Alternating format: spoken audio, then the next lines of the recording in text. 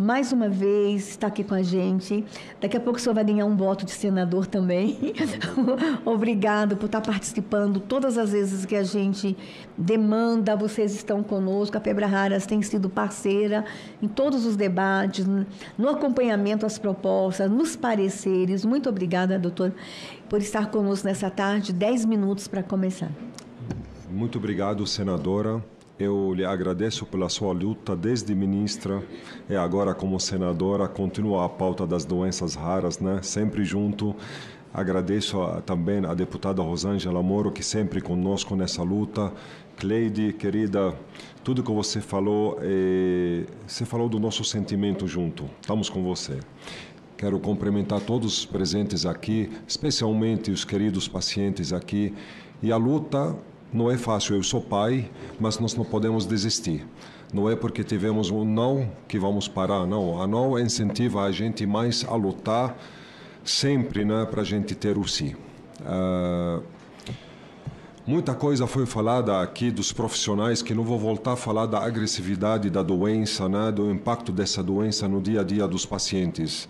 Mas gostaria de convidar a todos vocês, porque no dia 31 nós vamos lançar a segunda temporada da série Viver é Raro no Globoplay, que vai estrear 31 desse mês, né? Há um capítulo sobre NMO, essa doença que já estamos debatendo hoje, né? E a Mona é a paciente que, ao ser acompanhada no dia a dia, fala da agressividade da doença e de quando os surtos são perigosos. Num deles, ela foi hospitalizada e teve o corpo inteiro paralisado. Depois, ao sair da crise, ficou paraplégica. Essa é a realidade de muitos pacientes e aqui vale o destaque a realidade de muitas mulheres negras adultas, as principais vítimas dessa doença. Então isso é muito importante, todo mundo acompanhar a jornada do paciente, porque se a gente teve uma negativa da Conitec agora, e a Conitec sempre exige, né, e quer entender mais, né, na prática, a vida real do paciente, o impacto na vida real do paciente, aqui ela vai ter uma jornada do paciente inteira. Ela vai entender o impacto real não apenas com o paciente, com a família. Eu quero pegar aqui alguns pontos, né, que a Conitec, que muitas vezes a gente consegue entender, até quando a gente briga com nossa esposa, a gente entende ela muito bem, mas não consigo entender a decisão da Conitec às vezes, né, muito mais difícil. Desculpa a brincadeira, mas isso é um fato. Não dá para entender, porque seja, algumas decisões, né, são positivas, a gente entende, algumas são negativas, a gente entende, mas muitas são positivas, a gente não entende, e são negativas também, a gente não consegue compreender. Falaram de off-label na plenária da Conitec, todo mundo viu isso, a Cleide comentou.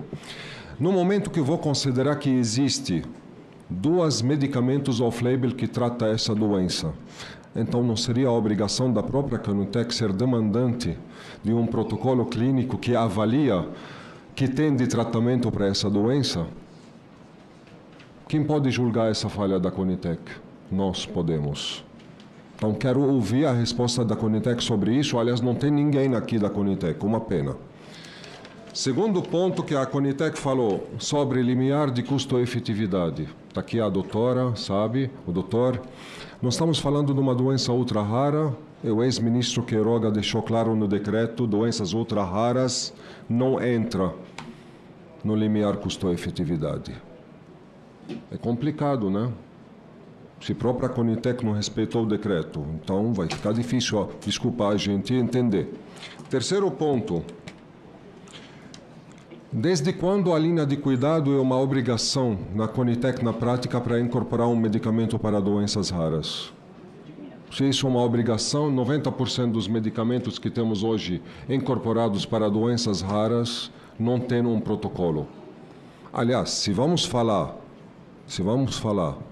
de obrigatoriedade de um raciocínio bom, tem que incorporar diagnóstico daquela doença, protocolo completo e depois o tratamento medicamentoso. Então, nada está sendo feito da forma correta. Então, nós temos que rever junto. Cadê o paciente nesse momento? Os pacientes só existem fora da sala? fora da plenária. Se falam de custo-efetividade, falaram de impacto orçamentário. Sempre a negativa também, em primeiro lugar, impacto orçamentário. Qualquer doença rara, degenerativa progressiva, que demora diagnóstico mais de 5 ou 6 anos, podem ter certeza que gasta muito mais o paciente não tratado da forma certa do que o paciente tratado da forma certa. E nós estamos tendo um estudo na Casa dos Raros, em Porto Alegre, estamos fazendo esse estudo e vamos comprovar que o gasto é muito menor quando você tem um plano de manejo adequado, um diagnóstico precoce. Então, se estão falando de gasto, custo-efetividade, impacto orçamentário, então vamos fazer o estudo.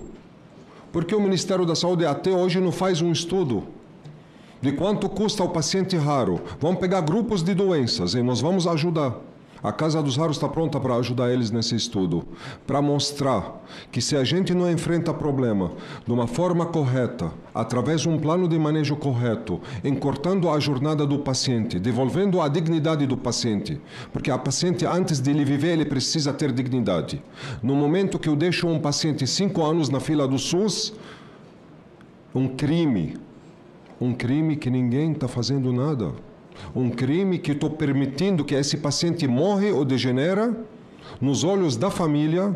A mãe deixa de trabalhar, deixa de contribuir, ela fica mais doente que o próprio filho, enquanto ela está esperando o primeiro atendimento. Rio Grande do Sul sofreu muito nos últimos 2 meses. Nós tivemos primeiros atendimentos com convênio do Estado, a Casa dos Raros. Primeiros pacientes que chegaram até nós estavam 4 anos, 6 meses para ter o primeiro atendimento. Isso é inacreditável, senadora. Sabendo que 30% desses pacientes eles morrem antes de 5 anos de idade.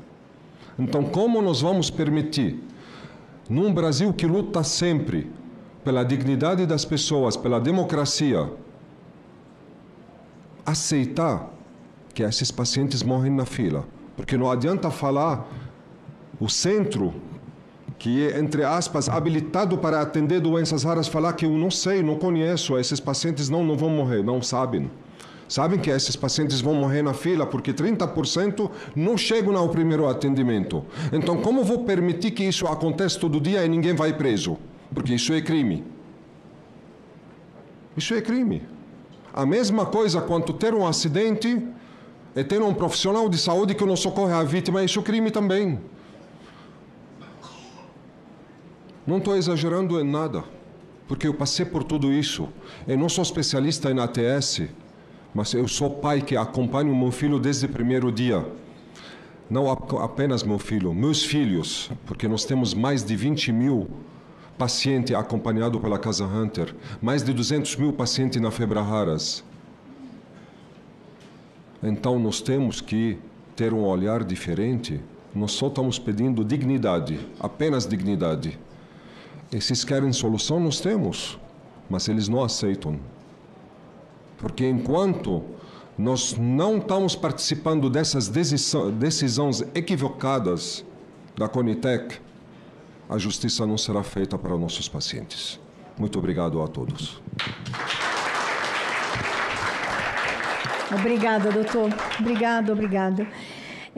Doutor Daia, 3 minutos. Obrigado mais uma vez. Eu acho que aqui a maior prova que nós podemos, que chegamos a um ponto de maturidade, conseguimos colaborar muito com o Ministério da Saúde, com a Conitec, para que a gente tenha um plano, né? Não apenas de incorporação, ter a linha de cuidado. Aliás, já começamos em Porto Alegre, gostaria de falar também com os doutores presentes aqui, que na Casa dos Raros Porto Alegre, junto com os profissionais, né, que tratam mais a NMO em Rio Grande do Sul, começamos o trabalho de montar os protocolos adequados e ter uma linha de cuidado adequada a todos os pacientes.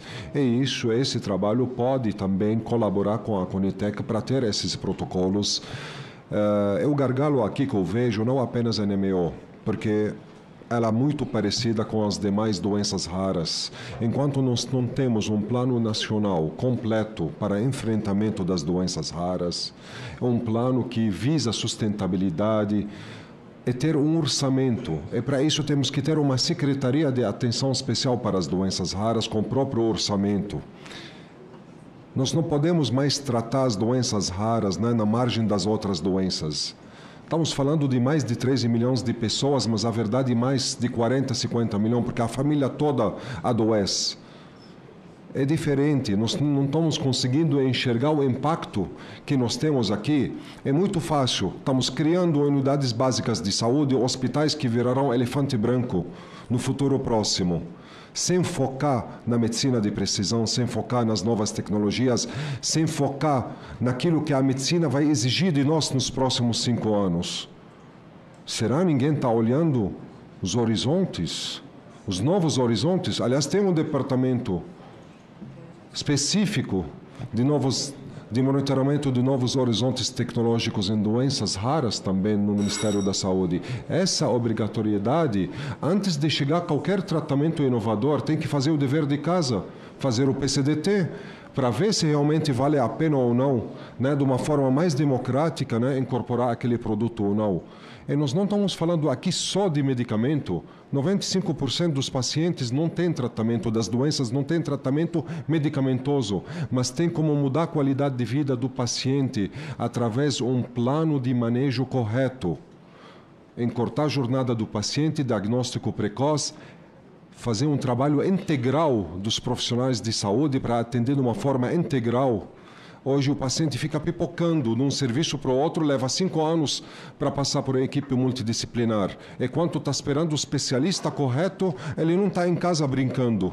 Ele está sendo internado várias vezes por ano, fazendo procedimentos errados, exames desnecessários para chegar a um especialista, quando tem sorte, né, de chegar a um especialista. E a mãe está tomando medicamento para depressão, porque ela não dorme. O marido já deixou ela em casa, 72%. Nós fizemos a pesquisa na Febre Rara, 72% das mães viraram solteiras após descobrir doença rara com os filhos. O marido, infelizmente, larga, deixa ela sozinha, sem trabalho, sem nada. Então, isso também custou efetividade. Cadê o custo disto? Então, o plano não deu certo. O Ministério da Saúde tem que entender que o plano atual de enfrentar as doenças raras no âmbito do SUS não deu certo. E não vai dar certo se a gente não mudar junto, com todos os players, com todos os interessados. É o mais importante que vive na ponta. O FDA, a maior agência de regulamento de medicamento do mundo, já está aprovado que ela não faz incorporação, não faz registro de medicamento sem ouvir, sem incorporar a decisão dos familiares, porque já foi provado que vive com as doenças raras tem outra visão. Então, precisamos junto, e aqui temos a senadora que lutou desde o início da carreira política dela para as doenças raras, para todos que necessitam. Então, senadora, eu te peço, né, que incorpora essa luta conosco, né, para a gente mudar não apenas para a NMO, para todas as doenças raras. Precisamos de um plano mais robusto nacional de enfrentamento. Obrigado.